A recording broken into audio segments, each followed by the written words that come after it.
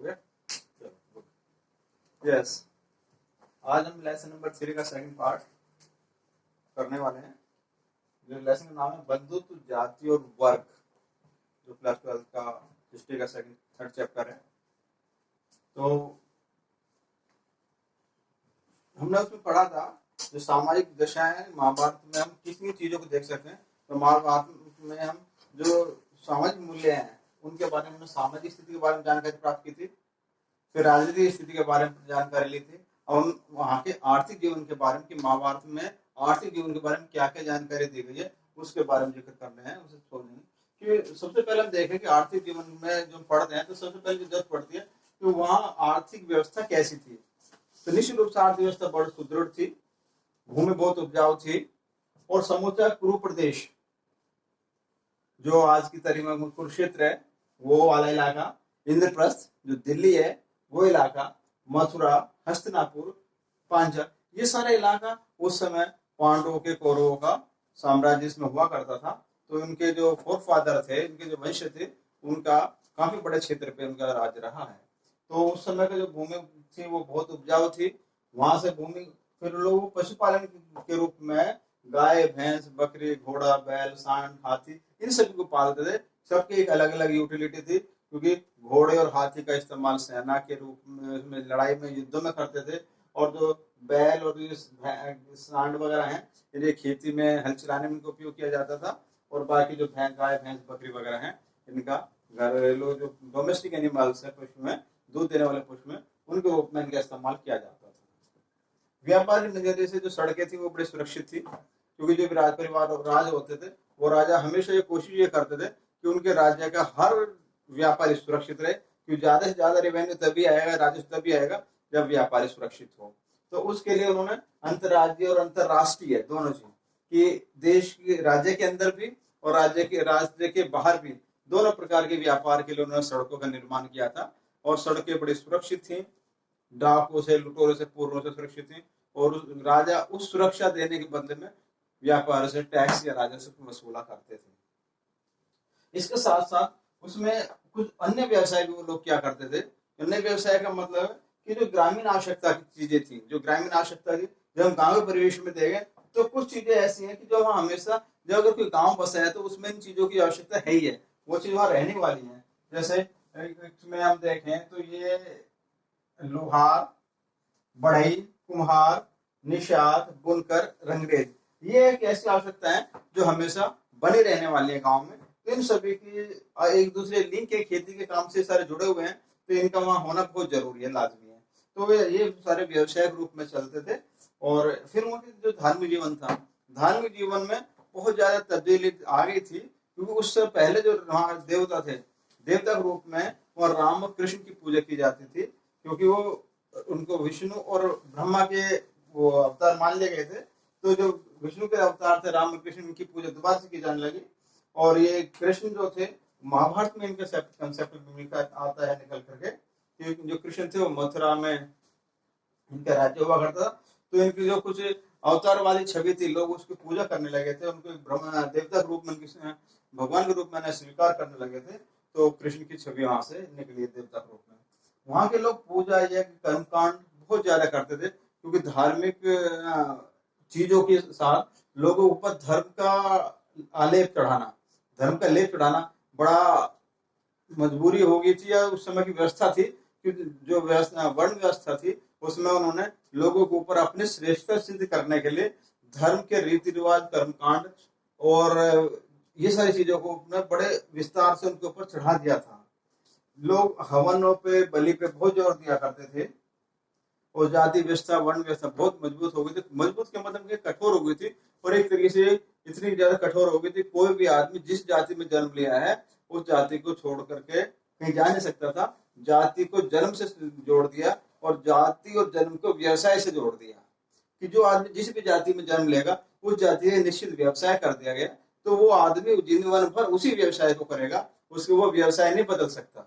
अगर चाहकर भी कुछ बदलना चाहे तो व्यवसाय बदलने से जाति बदलेगी ऐसा संभव नहीं था, या वर्ण बदलेगा ऐसा संभव नहीं था। तो जिस वर्ण में, जिस जाति में आदमी का जन्म हुआ है, वो मृत्यु उपरांत, मृत्यु तक उसी जन्म जाति में, उसी वर्ण में रहेगा, और कोई और व्यवसाय नहीं कर सकता। उसकी जाति के लिए जो निश्चित व्यवसाय कर दिया गया है, व्यवसाय की जो निश्चितता कर दी गई है, उसी व्यवसाय को करेगा। शिक्षा पर कुछ विशेष लोगों का अधिकार था। जो शिक्षा थी वो एक सामान्य जन तक सीमित नहीं थी, केवल राज परिवार के लोग, बड़े व्यापारी लोग, ब्राह्मण, क्षत्रिय, वैश्य, इन लोगों तक शिक्षा का बोलबाला थे। इन लोगों तक शिक्षा की, इन लोगों की शिक्षा पे अप्रोच थी, इन लोगों का ही शिक्षा तक वर्चस्व या कहें एक तरीके से अधिकार था। क्योंकि जो समाज के बहुत बड़ा हिस्सा जिसे हम शूद्र कहते हैं, वो शूद्र शिक्षा के अधिकार से वंचित कर दिया गया था। क्योंकि उसमें तुलसीदास जी ने रामायण में भी और बहुत सारी जगह उपनिषदों में, स्मृति में इसी जिक्र किया है कि उनको शिक्षा का अधिकार नहीं है। तो इसलिए शिक्षा का अधिकार उस समय जो वेदों की व्यवस्था थी, वेदों की व्यवस्था में ही शिक्षा के अधिकार से बाकी लोग वंचित कर दिए गए थे। कुछ विशेष लोग, राज परिवार के लोग भी शिक्षा का अधिकार करते थे, या धनाढ्य लोग, धनाढ्य समृद्धशाली लोग, व्यापारी, वही शिक्षा का अधिकार प्राप्त था। स्त्री का पूजा में साथ होना एक बहुत अच्छी थी कि जो स्त्री का सम्मान था, स्त्री को पूजा के साथ में जो यज्ञ होते थे उनमें स्त्री के साथ रखा जाता था। केवल वो एक कठपुतली, एक टॉय के रूप में काम करती थी कि जिसको जैसा कह दिया वो वैसा उठना, वैसे बैठना, इसके अलावा उसके पास कोई विशेष अधिकार नहीं था। तो यज्ञों में स्त्री का होना भी बहुत जरूरी माना गया है कि स्त्री को साथ में रहे, तो यज्ञ की पवित्रता और यज्ञ की स्वीकार्यता बनी रहती है। तो ये हम देखें तो ये आर्थिक जीवन और धार्मिक जीवन के रूप में हमने जो पढ़ा है कि महाभारत काल में जो ये चीजें थी कि वहां उस समय की जो महाभारत में जो दशा देखने मिलती है, आर्थिक, सामाजिक, राजनीतिक और धार्मिक, तो चारों के बारे में हमने थोड़े थोड़े से पॉइंट्स में जिक्र किया है। आप इसे नोट कर लेना और एलोबरेट कर लेना। इसके अलावा हम ये देख रहे हैं कि उस समय महाभारत में बहुत सारी चीजें ऐसी थी, महाभारत से में हमें ऐसी चीजें देखने को मिलती है जिनसे कुछ विशेष प्रकार की जानकारी का होना, जानकारी प्राप्त होती है। जैसे कि उस समय कुछ जो समाज था, समाज को हम देखें तो खास रूप से महिला के बारे में, तो जो महिला के बारे में थी उस समाज में लैंगिक असमानता, जेंडर इनइक्वालिटी, इस चीज का बड़ा बोलबाला था। तो इसे मैं लिख देता हूं।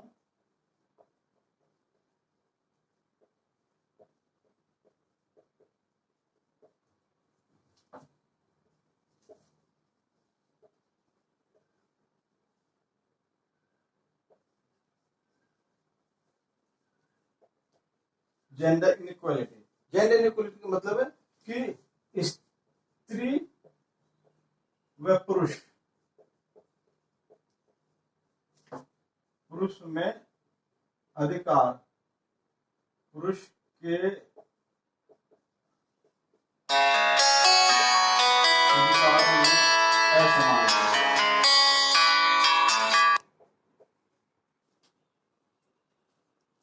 तो लैंगिक असमानता मतलब जेंडर इनइक्वालिटी, उस समय के जो स्त्री और पुरुष के जो समाज था, इस समाज में स्त्री और पुरुष के अधिकारों में बहुत सारा अंतर था। अगर हम देखें पुरुष है, पुरुष के कुछ अधिकार थे, मतलब उसके आजीविका के, उसके आजीविका कमाने के 7 प्रकार बताए गए हैं कि वो निम्न प्रकार से अपने आजीविका कमा सकता है। विरासत कुछ मिला हो, खोज ले कहीं से, खरीद ले, विजय प्राप्त कर ले, किसी चीज को किसी पे जाग दे,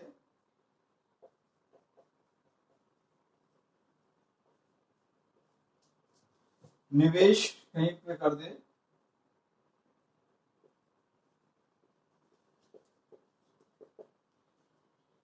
कहीं पे जाके मजदूरी या कुछ और कार्य करने लगे, या जो भेंट है, अगर शादी भेंट द्वारा प्राप्त जो है, इन 7 तरीकों से वो अपनी आजीविका कमा सकता है। इसके अलावा दूसरी चीज ये थी कि पुरुष के वो स्वामी या मालिक था संपत्ति का, कोई भी संपत्ति का पुरुष ही मालिक माना जाता था, स्वामी माना जाता था, उत्तराधिकारी माना जाता था, वो वंश का उत्तराधिकारी था।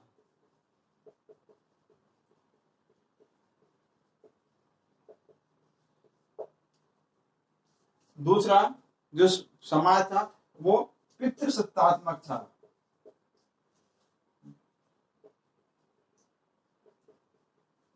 पितृसत्तात्मक क्या मतलब कि समाज में जो पुरुष वर्ग है, पुरुष वर्ग है, उस पुरुष वर्ग की प्राथमिकता थी। समाज में जो वंश चलाने वाली बात है, उसको वंश को इस पुरुष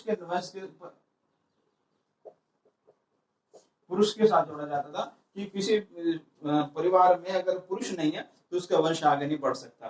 तो इसलिए उसको माना जाता था कि जब पितृसत्तात्मक समाज है वहां पे इस काम के लिए बड़ी जरूरी है कि वो पुरुष का रहना हो, और ये सारी चीजें पुरुष में से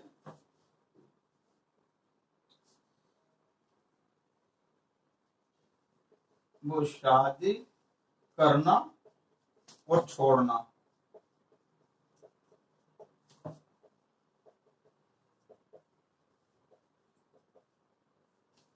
कि शादी कर सकता था और शादी के बाद अगर छोड़ना चाहे तो छोड़ भी सकता था। ये सारे अधिकार उसको प्राप्त थे। लेकिन इनके अलावा अगर हम देखें तो जो महिला की स्थिति थी, वो महिला की स्थिति इनसे काफी अलग थी, क्योंकि जो स्त्री थी उसका इन सारी चीजों से दुराव था, या सारी चीजें उसके अनुकूल नहीं थी। अगर हम देखें तो स्त्री के हिसाब से, स्त्री के अधिकार में से जो उसके अधिकार थे उसे शादी में प्राप्त भेंट कहां से मिले? माता पिता से मिले, भाई से मिले, या अन्य संबंधियों से मिले, ये उसका अधिकार था। उसे पति से कुछ संपत्ति अगर मिल जाए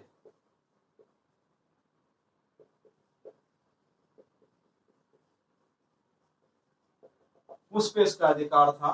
तो बहुत सारी चीजों पे उसका अधिकार नहीं था, एक बात। दूसरा, शिक्षा प्राप्ति पर अधिकार नहीं था, उसे शिक्षा का अधिकार नहीं था कि वो शिक्षा नहीं ले सकती, चाहे वो किसी भी वर्ण में पैदा हुई हो, चाहे किसी भी वर्ण जन्मी हो, तो शिक्षा का अधिकार उसे बिल्कुल नहीं था। तीसरी बात थी संपत्ति का अधिकार। शादी के बाद कोई भी संपत्ति हो, वो उस संपत्ति को मालिक नहीं मान लेते, संपत्ति पर उसका अधिकार नहीं था।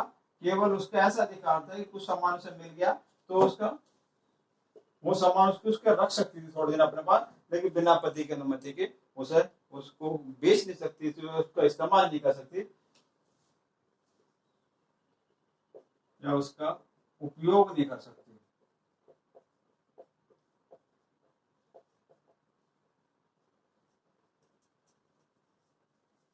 तो ये बड़ा भेदभाव था। इसके बाद एक जो गोत्र है, स्त्री का कोई अपना गोत्र नहीं था, उसे कोई अपना गोत्र नहीं है। शादी से पहले उसका उसका पिता का गोत्र, पति का, ये दो गोत्र थे। शादी से पहले पिता का गोत्र होता था और शादी के बाद में पति का गोत्र होता था। उसका अपनी कोई गोत्र नहीं था। और उसका सामाजिक नियंत्रण, उसके ऊपर सामाजिक नियंत्रण बहुत ज्यादा था। शादी से पहले पति का, सॉरी, पिता का, और शादी के बाद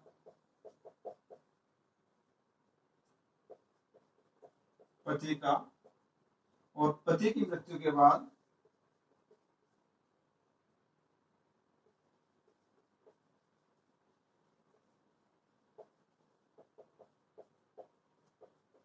पुत्रों का उसके ऊपर नियंत्रण रहता था। समझे? वो अपना कोई भी स्वतंत्र निर्णय नहीं ले सकते थे। अपने कोई भी निर्णय डिसीजन लेने के लिए उसे हमेशा पूरे जीवन किसी न किसी के ऊपर निर्भर रहना पड़ता था। तो हम देखें ये सारी चीजें लैंगिक भेदभाव को दर्शाती है कि उसमें क्या स्थिति थी स्त्री की और पुरुषों की। तो निश्चित रूप से स्त्री की दशा, हम इसे कंक्लूजन में गए, तो स्त्री की दशा थी ज्यादा सम्मानजनक नहीं थी।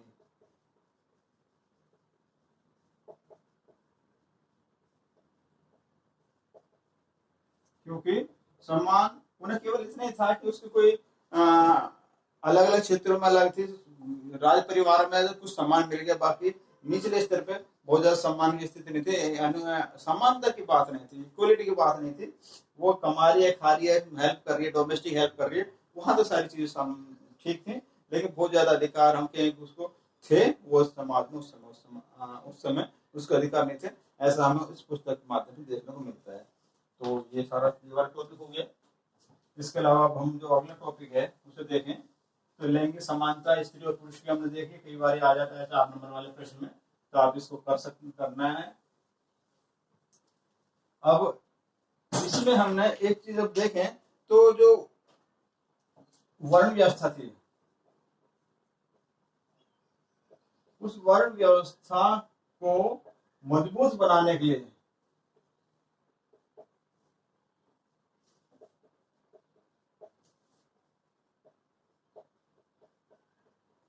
ब्राह्मणों ने कुछ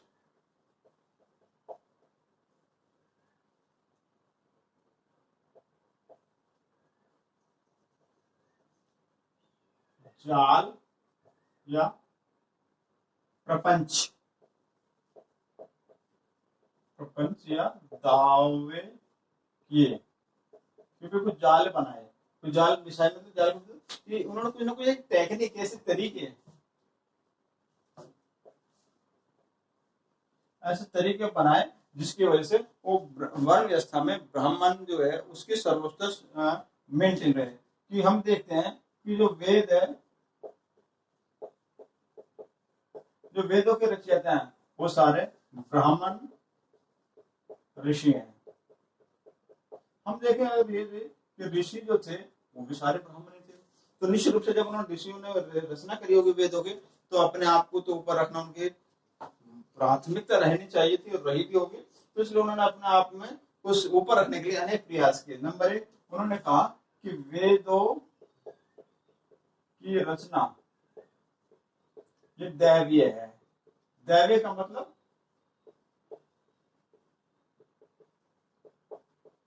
इनकी रचना देवताओं ने की है। अब आप एक समाज में बताइए कि हम पुराने देवता विष्णु और ब्रह्मा की बात करें, तो भी कोई देवता तो ऐसा नहीं जो पढ़ा लिखा हो, जिसने देवता ने रचना करी हो, वेदों को लिखा हो, तो ये तो संभव नहीं है। लेकिन क्या है कि अपने आप को अपनी डोमिनेंस बनाने के लिए, अपनी डोमिनेंस मेंटेन करने के लिए उन्होंने ऐसे जाल बनाए कि नहीं, इसमें कुछ बदलाव नहीं हो सकता, इसकी रचना देवता ने की है, और इस पर प्रश्न नहीं करना, वरना क्या है, पाप लगेगा।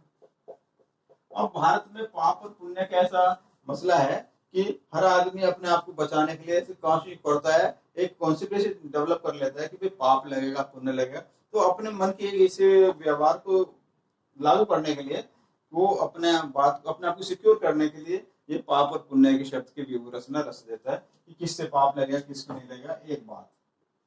दूसरा, उन्होंने कहा कि ये जो वेद हैं, ये वेदों को क्या है, इस जो वेद है, इन वेदों को ये वर्ण व्यवस्था और जाति प्रथा जो वेदों के मूल में है, कि वर्ण व्यवस्था और जाति व्यवस्था, ये दोनों चीजें जन्म पर आधारित हैं।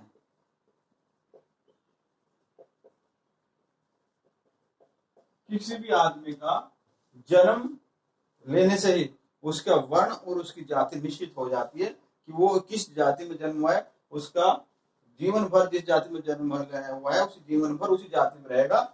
और व्यवसाय बदलने, व्यवसाय बदलने से जाति नहीं बदलती।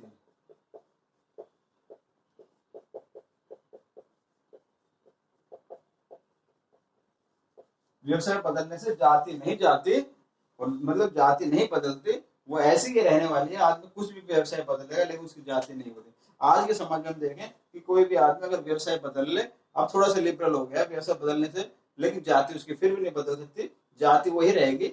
व्यवसाय अगर वो बदलना चाहे तो बदल सकता है, लेकिन वर्ण व्यवस्था में जो स्थिति है वो उस समय वैसी की वैसी थी। अगली बात है, उन्होंने ये कहा कि राजा राजा को मजबूर कर दिया उन्होंने,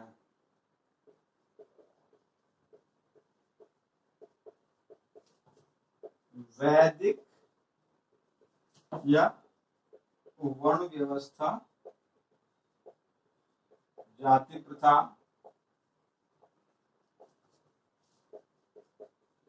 लागू करने के लिए। उन्होंने वर्णों में बड़े स्पष्ट है कि जो शूद्र है उसको क्या काम करना है, वैश्य को क्या काम करना है, ब्राह्मण को क्या करना है, क्षत्रिय को करना है। तो जब निश्चित हो गए तो उन्होंने, अब ये ब्राह्मण जो थे राजपुरोहित हुआ करते थे,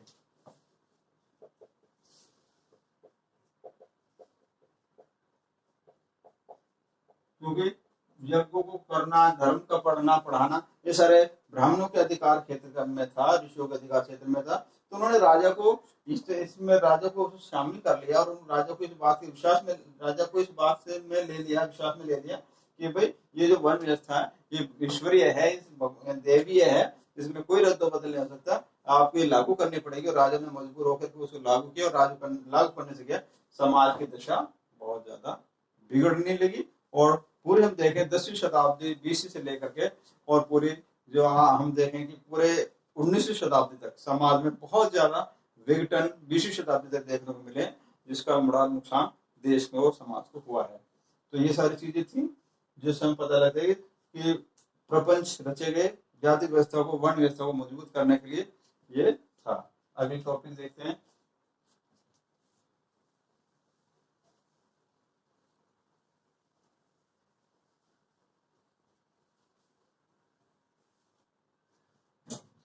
जो चांडाल थे,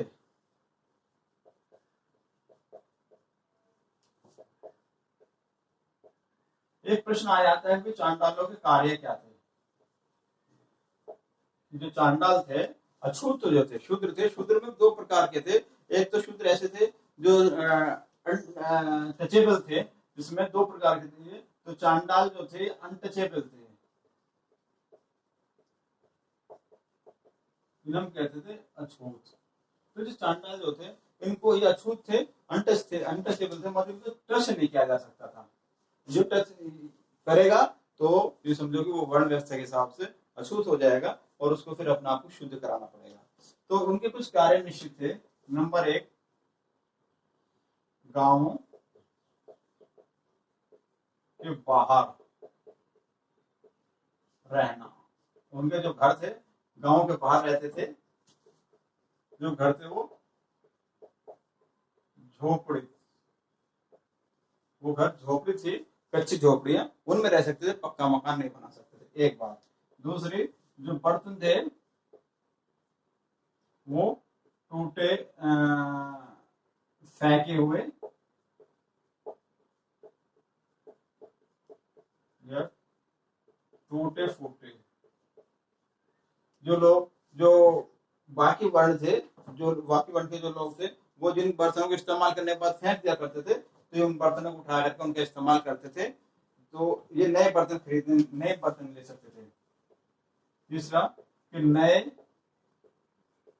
सुंदर कपड़े व गहने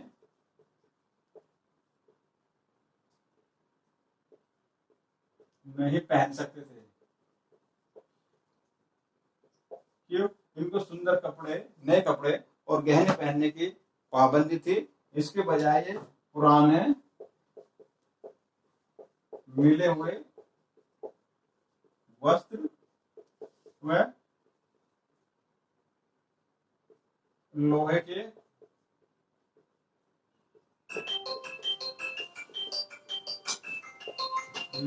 लकड़ी के गहने, इनका इस्तेमाल वो करते थे। तो ये देखें, तो पुराने जो कपड़े थे, जो और वर्ण के लोग उनसे उतार के फेंक देते थे, फट जाया करते थे, उनको देते थे, और जो गहने थे उन्हें वो पहनते, अच्छे गहने नहीं, सोने चांदी गहने नहीं पहन सकते थे, उसके बजाय वो पुराने मिले हुए कपड़े पहनते थे, और जो लोहे की या लकड़ी के बने हुए हड्डियों के गहने थे उनको इस्तेमाल वो करते थे। ये उनके कर्तव्य थे। वो रात्रि में नगर में नहीं निकल सकते थे।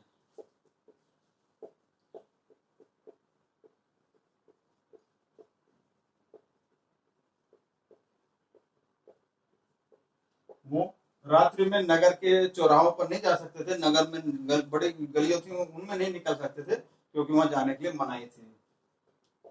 उनका जो रास्ते थे, वो रास्ते भी उनके कुछ निश्चित है कि कहाँ वो जा सकते हैं। करताल लेकर जाना,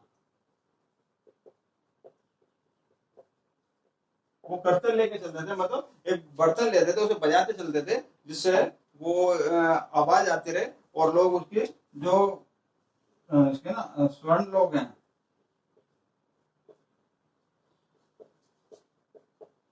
जो तीनों वर्णों के लोग हैं, उनकी परछाई से बच जाए, कि उनकी परछाई न पड़ जाए, ऐसा वो करतल करते थे। उनके गले व कमर में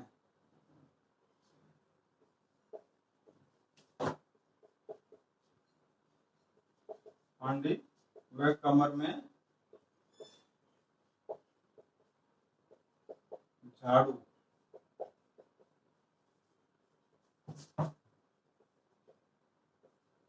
बंधी होती थी। अब आप कहेंगे कमर में झाड़ू का क्या फायदा है, क्या करेंगे कमर में झाड़ू का? एक्चुअली क्या है कि वो जो लोग थे जो सड़कों पर चलते थे, तो उनको अगर वो थूकना चाहें तो उनके गले में एक हांडी बांधी जाती थी, उसमें वो थूकेंगे सड़कों पर, गलों में या कहीं भी रास्तों में नहीं थूक सकते थे। और कमर में झाड़ू इसलिए लगाती बांधी जाती थी, लंबी झाड़ू बांधी जाती थी, ताकि जो सड़क पर चलेंगे तो जो उनके पैरों के निशान है वो झाड़ू से पैरों के निशान हट जाएंगे। तो इस समय की वो मानसिक दशा वो बताती है कि लोगों की मानसिक दशा इतनी विकृत थी कि अगर सड़क पे ये लोग चलते भी थे तो उसके पदचिन्ह भी सड़क पे नहीं रहने चाहिए, ताकि उनकी परछाई से बच जाए और वो अछूत होने से बच जाए, वरना वो बड़ा पाप लग जाएगा, ऐसा लोग समझते थे। इसके अलावा वहां पे ये लोग जो मृत पशु हैं, मृत पशुओं को उठाना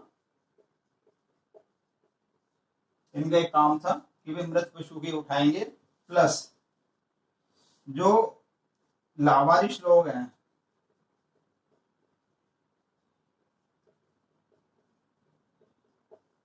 लावारिश लोगों की मृत्यु, जो मान लिया किसी का परिवार के कोई सदस्य नहीं है और वो उसके कोई नजदीक नहीं है, तो उनकी मृत्यु अगर हो जाए तो उनकी मृत्यु होने पर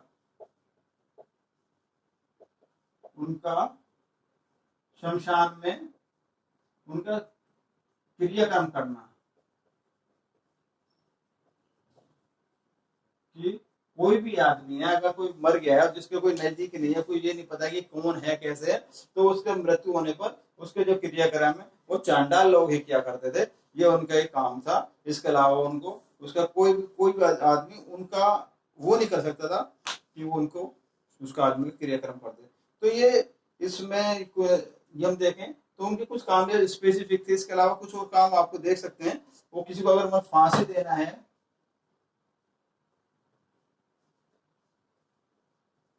जो कहते हैं जल्लाद, वो काम भी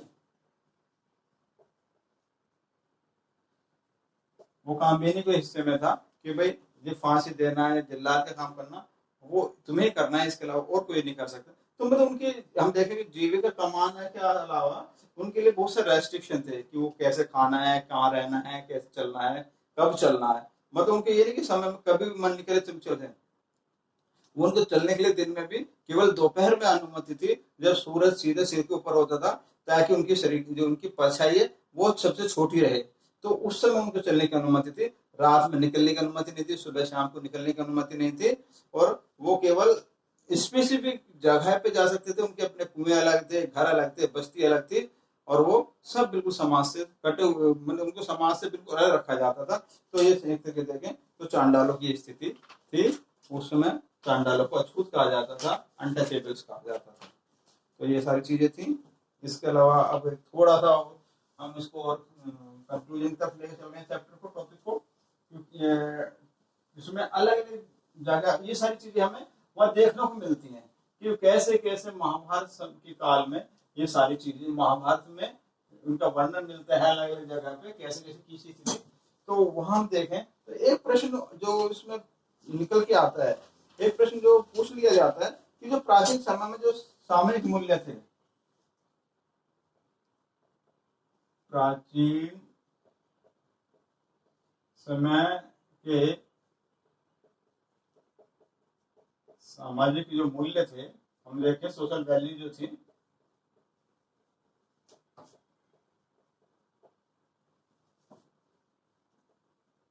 को जानने के लिए जो महाभारत है एक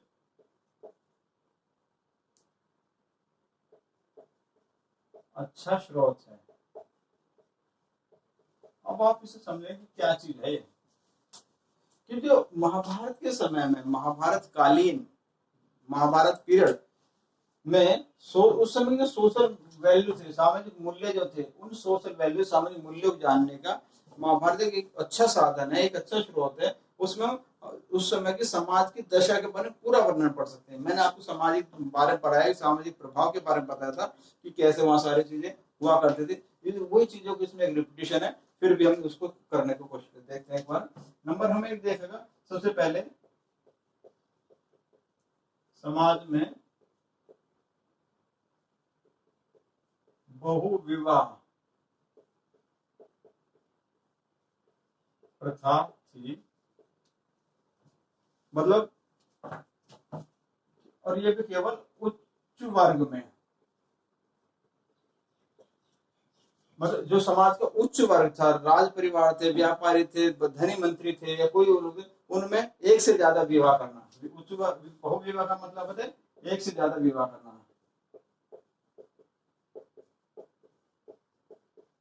ये प्रथा थी, ये प्रथा थे। और ये सब क्या, ये ये दोनों में थी, बहुपति और बहुपत्नी, ये दोनों में थी कि वे एक स्त्री के एक से ज्यादा पति भी हो सकते थे, और एक पति की एक से ज्यादा स्त्री भी हो सकती थी, मतलब बहुपत्नी हो सकती थी और बहुपति भी हो सकते थे। ऐसा हम देखने को मिलता है। इसका उदाहरण बहुपति का मतलब हम देखें तो द्रौपदी इसी का उदाहरण है, जिसके एक से ज्यादा पति थे। बहुपत्नी राजाओं की तो बहुत सारी पत्नियां रहती हैं, ये हमने देखा ही है। राजा थे, उनकी सबसे एक से ज्यादा पत्नियां हमेशा रही हैं, चाहे पांडु हुई हों। पांडु के भी देखो, अपने 5 बेटे थे, तो 5 बेटे किसी एक महिला के नहीं थे। वही कुंती थी और एक दूसरी और थी, उनके 2 पुत्र थे। ये दूसरी बात जो है, वो समाज में वर्ण व्यवस्था, ये हम कहें जाति प्रथा,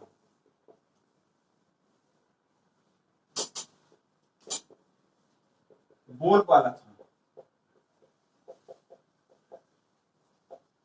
कि समाज में बहुत वर्ण व्यवस्था बहुत कठोर थी, जाति व्यवस्था बहुत कठोर थी, और इसका बोलबाला था। क्योंकि ये सारी चीजें दोनों जन्म से निर्भर थी कि कोई आदमी जिस भी वर्ण में, जिस भी जाति में पैदा हो गया, वो जीवन पर उसी वर्ण में रहेगा। तो इसका एक उदाहरण हमें देखने को मिलता है एकलव्य। निषाद था, द्रोण को शिष्य,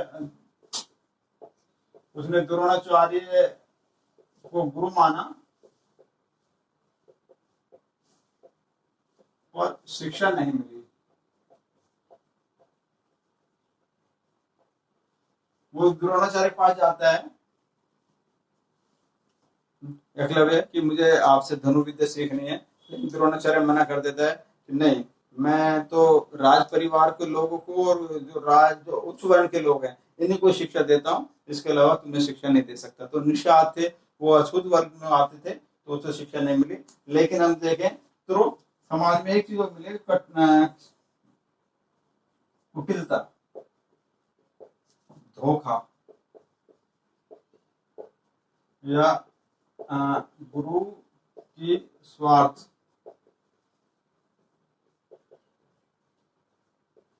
अगर हम देखें तो एकलव्य ने द्रोणाचार्य से शिक्षा मिली नहीं, उसने अपनी मेहनत से अपने आप को बहुत एक अच्छा धनुर्धर बना लिया।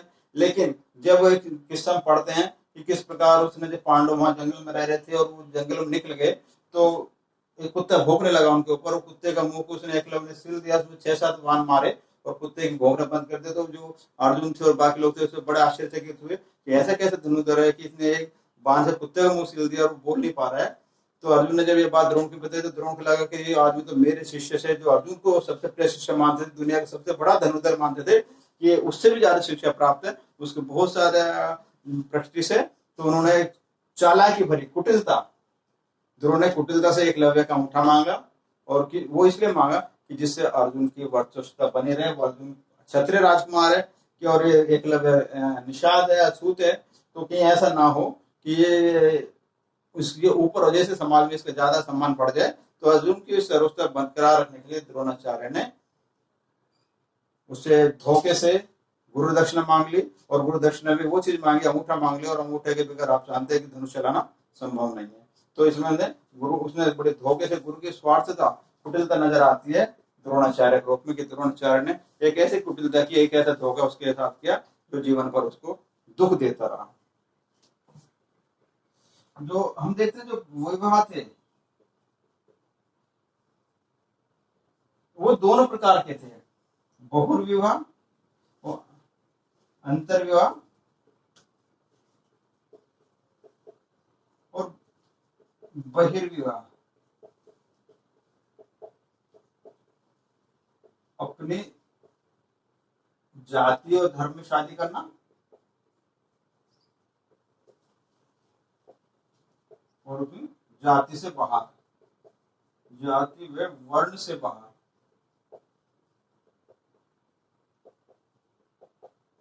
अब आप देखें तो जो विवाह थे, कुछ लोग, वो समाज के जो नीचे वाला तबका था, जो लोअर मिडिल क्लास थी, उसमें अंतर विवाह होते थे। वो अपनी जाति में ही अपने वर्ण के लोगों में शादी करते थे। लेकिन जो समाज के और लोग थे, जो उच्च वर्ण के लोग थे, वो अपने समाज से, अपनी जाति से, अपने वर्ण से बाहर भी शादी करते थे। इसके एक उदाहरण है भीम, हिडम्बा। आप देखें, भीम एक क्षत्रिय राजकुमार है, क्षत्रिय पुरुष है, और वो हिडम्बा से शादी करते हैं। हिडम्बा वन में रहने वाली एक राक्षसी थी, उससे शादी करते हैं। तो इसमें कहीं आपस में कोई भी लिंक नहीं है। दूसरी बात, उसमें बहुत सारे लोग ऐसे होते थे जो अपने, अगर उन्हें कोई चीज, लड़की पसंद आ गई, कोई स्त्री पसंद आ गया, तो वो अपनी जाति से, अपने वर्ण से बाहर जाकर भी उससे शादी कर लेते थे। ऐसा उदाहरण उस समय के महाभारत के काल में देखने को मिलते हैं। एक था स्त्री पर पुरुषों का नियंत्रण। हम देखते हैं पूरे महाभारत में स्त्रियों पर पुरुषों का नियंत्रण है, चाहे वो द्रौपदी के ऊपर युधिष्ठिर का नियंत्रण रहा हो या और कई घटनाएं हो, वहां सारे जो पुरुष हैं उन्होंने स्त्री के ऊपर डोमिनेंसी दिखाई है, और स्त्री को मजबूरी में, प्यार से या डर के उनकी सारी बातें माननी पड़ी है। छठा था कि जो सामाजिक बुराई है, शराब प्लस जुआ। और देखें, ये शराब पीना और जुआ खेलना, ये उस समय सामाजिक, अभी भी सामाजिक बुराई मानी जाती है, जुआ नहीं खेलना चाहिए, शराब नहीं पीनी चाहिए, उस समय भी थी। लेकिन पूरा का पूरा महाभारत हम देखें तो इन दोनों बातों की वजह से हुआ, शराब पीने से और जुआ खेलने से। अगर वो जुआ नहीं होता, धृतराष्ट्र, शकुनी और युधिष्ठिर का जो जुआ खेलने वाले जो प्रसंग है वो नहीं होता, तो महाभारत बिल्कुल नहीं होता। ना वो पांडव जो राजकुमार थे वो अपने सत्ता हारते, राज परिवार हारते, और ना उन्हें जो है वनवास में जाना पड़ता और ना ही राजा के लिए फिर लड़ाई लड़नी पड़ती। तो हम देखें ये सारी चीजें थी, समाज की निम्न मानसिकता को दर्शाता है सारी बातें। दूसरा ये 7वां पॉइंट हम देखें तो जो ये थे सत्ता के लिए संघर्ष, पूरा का पूरा महाभारत देखें वो केवल सत्ता प्राप्ति, साम्राज्य का राजा कौन बने इस बात के लिए संघर्ष, इस बात के लिए संघर्ष हुआ है, युद्ध हुआ है, ये इस बात का है, इसमें अलावा कुछ नहीं। अगर देखें तो दो परिवार के लड़के,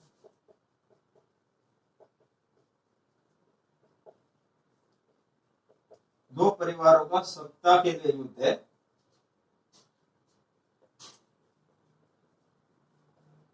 और कुछ भी नहीं है। महाभारत में अगर देखें तो ऐसा कुछ विशेष नहीं है, समाज को कुछ विशेष मिलता है कि अच्छे कारण के लिए लड़ाई लड़ी हो, कुछ नहीं है। केवल दोनों परिवार के सदस्य या दोनों परिवार कि किसका वर्चस्व राज्य पे हो, कौन राजा बने, इसलिए लड़ाई लड़ी गई है। पूरा महाभारत उसी के ऊपर इर्द गिर्द लिखा गया है। दूसरा एक उसमें जो समाज में मुझे एक चीज देखने को मिलती है वो है सत्ता पर, एक शब्द मैं देना चाह रहा हूं, पितृवंश,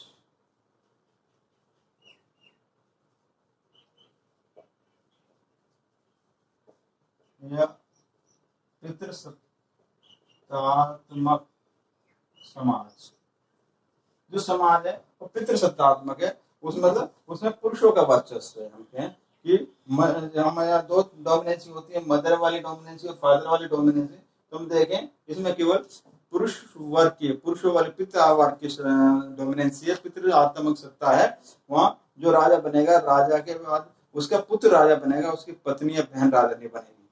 तो पुत्र बनेगा या भाई राजा बनेगा। तो ये एक तरीके से हम देखें तो उस समय समाज में ये सारी चीजें हमें देखने को मिलती है महाभारत में, कि ये सब समय जो महाभारत पढ़ने के बाद में ये सारी चीजों को उसमें चीजें मिलती है। इसके अलावा और बहुत सारी चीजें आप उसे पढ़ेंगे तो कहीं ना कहीं आपको भी बहुत सारी चीजें नजर आएंगी। तो मुझे लगता है कि हमारा जो आज टॉपिक है इसको हम यहीं पर पूरा कर लें, और पूरा करने के बाद हमें इसमें लगता है कि अच्छा है तो आप इसे और ज्यादा पढ़ें और ध्यान से करें।